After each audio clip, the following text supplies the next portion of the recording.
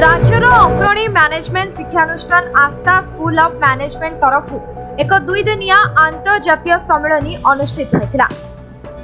अनुष्ठित इस सम्मेलन में फॉरेस्टिक inclusivity for future sustainability global perspective and local action विषय वस्तु पर अनुष्ठित होता।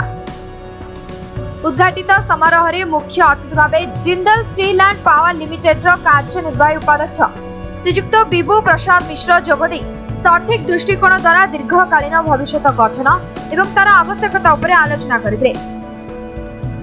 सम्मानित अतिथि भाव टीपीसीओडीएल सीएसआर मुख्य प्रदीप घोषाल जोगदे समावेशक शिक्षा उपर निजर मत रखिथिले। एही 2 दिनिया सम्मेलन में विभिन्न विषय उपर panel discussion, paper presentation and poster प्रदर्शनी आयोजित होता।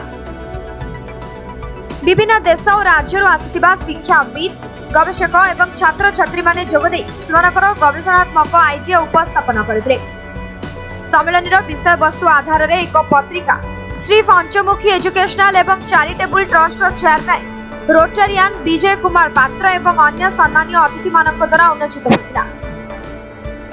प्रारंभ में अनुष्ठान कार्यनिर्वाही निदेशक एवं संपादक डॉक्टर बंकिम महांती स्वागत भाषण देथिबा बेले अध्यक्षा प्रोफेसर डॉक्टर शर्मिला सुब्रमण्यम सम्मेलन विषय वस्तु पर अभिभाषण रखिथिले। प्रथमे अधिवेशन विचारक भाव अध्यापक डॉक्टर मनीत मिश्र एवं डॉक्टर देवव्रत दास, द्वितीय अधिवेशन में डॉक्टर रवि नारायण सुदी एवं डॉक्टर भागीरथी नायक और तृतीय अधिवेशन में प्रोफेसर संजय अदलखा एवं डॉक्टर सच्चिदानंद महांती जोग देथिले।